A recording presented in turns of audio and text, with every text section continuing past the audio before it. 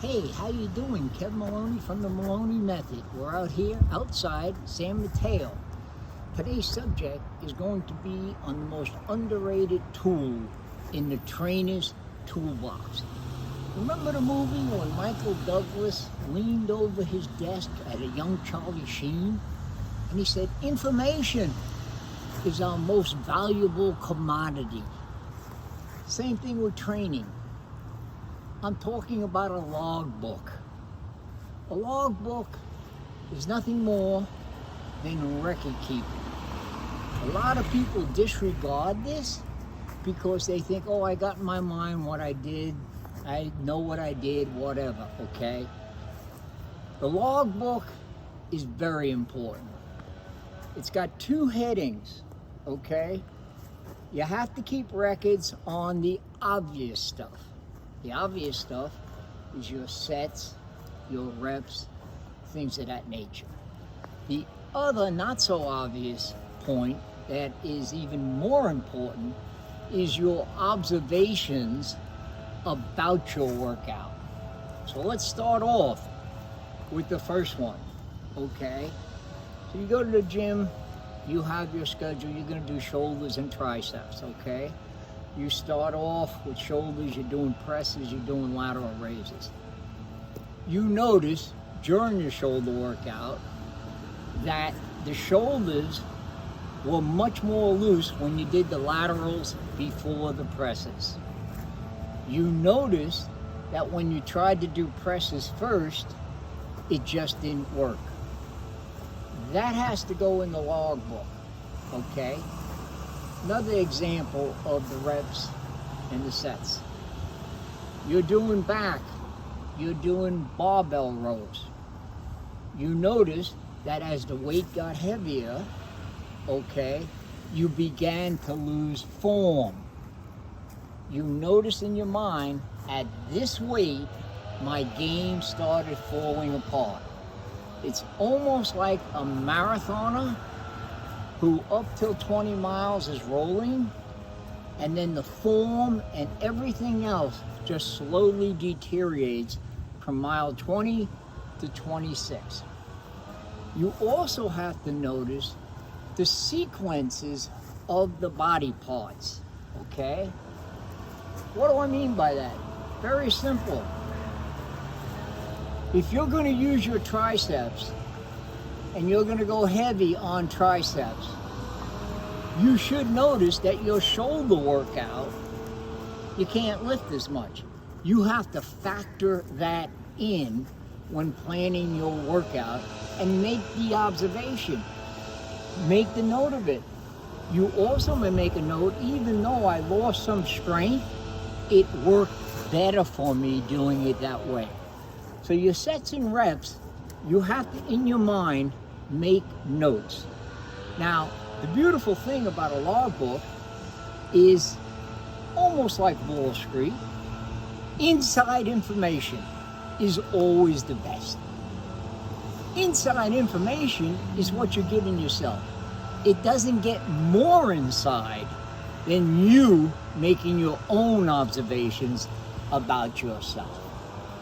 Let's move to the second area of observations that most people do not do even when they have a logbook.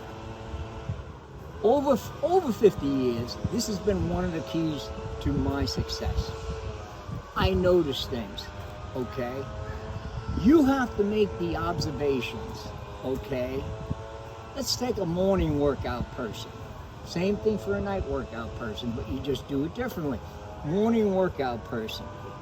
You have to observe what you had for breakfast and how did the workout go on that breakfast.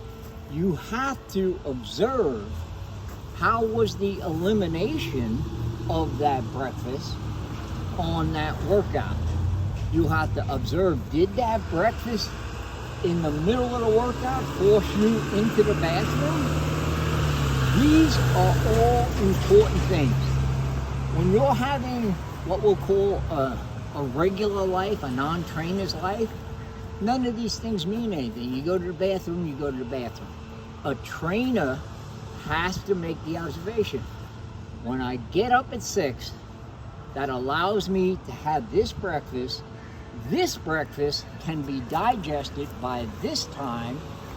When I go to the gym, I am ready to perform. All of these observations are important. Has to make the observation when he's at the gym or working out, okay? Mental stuff happens. After 20 minutes, you write this down. After 20 minutes, I thought I had nothing. I thought I had nothing. Then something happened. The last 40 minutes of the workout, the weights went up, the repetitions went up. You gotta write it in your logbook. The reason for these things is they will continually happen, okay?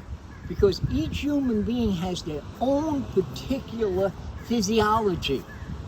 And by writing it down, when you hit that crack point at 20 minutes and you're ready to walk out of the gym, you have it in your brain. I have been here before.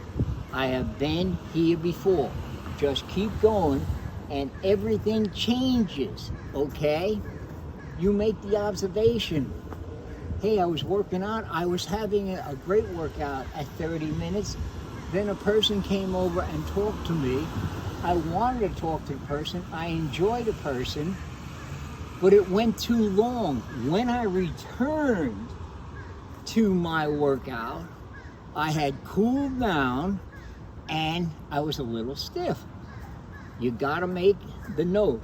Okay, when you're working out, anyone comes over to talk, obviously you have to be a decent person, but you put in your mind, I've got a 2-minute window. A 2-minute window to converse with this human being, okay? And I can keep the flow of my workout. And of course, people who train understand stuff like this. You can say to the person, okay, I gotta get back because I'm cooling down, okay? These are important observations, okay? So, again, information is an extremely important part of your training program, okay? It's much more than reps and sets, okay? You literally, at the end of the week, when you take your day off, you should look at it like a diary. And it's really interesting. You have notes, I have notes in my log, okay? I call a super workout a monster. That's my word for a super workout, a monster. In fact, I had a monster today. 800 reps, 20 sprints. Monster workout, hour and a half, followed by Swedish pancakes, okay? So that was my note, monster workout, okay? But I've also had workouts where I've had to put in, boom, punked out, okay? The punk out means there was no reason for you not to work hard, but you didn't work hard. You punked out. You also, part of my notes is, first half terrible, gained momentum, turned into a great workout. So you have all these little nuances to your particular chemistry that when you read it over a week, it's a fascinating story about who you are as a trainer, okay? And as I say, the wonderful thing is it's all inside information, okay? There's no reason to BS. It's you. You're not getting the information from someone else telling you you're punked out or you had a monster workout. No, you're getting it from inside you. And to see the tell of your week and the rhythms of your week, how training is asymmetrical, is a weapon to sustaining your ability to train over decade after decade after decade. So, again, the most underrated tool in your trainer's toolbox is your logbook. The logbook tells a story. It also will make you feel very proud of yourself. because when you look at what you did over a week, it's different than when you look at a one-day workout and say, oh, that doesn't look like much. When you look at your logbook and you say, holy Christ, over 6 days, I did this many sets, I ran this many miles, I did this, I did that, you begin to realize what an incredible machine you have, okay? And to that point, science has just verified in the last 5 or 8 years, and it did not get the ink that it should have got in the training world, okay? We all know we're a combination of mom and dad, and we all have genes in us from mom and dad. What the science world verified is that genes can be turned on or off. What do I mean by that? There's a possibility that a person who's an alcoholic and never had a drink would go through their life and not know they were an alcoholic. Same thing with training. If possibility, you're a long distance runner, or you're a guy or a woman who can lift heavy weight or can endure high repetition torture workouts, okay? Unless you turn on that gene and have the first drink of that exercise, you don't know what you have genetically in this particular field. This is a wonderful thing that science has done. But in the bottom line, we all know you got to take the first step. You got to show up. Keep the logbook. It's a story of you. You'll be proud of what you see at the end of the week, at the end of decades. And we'll see you again on Monday. This is the Moloney Method at gmail.com. Look forward to hearing from you. Thank you.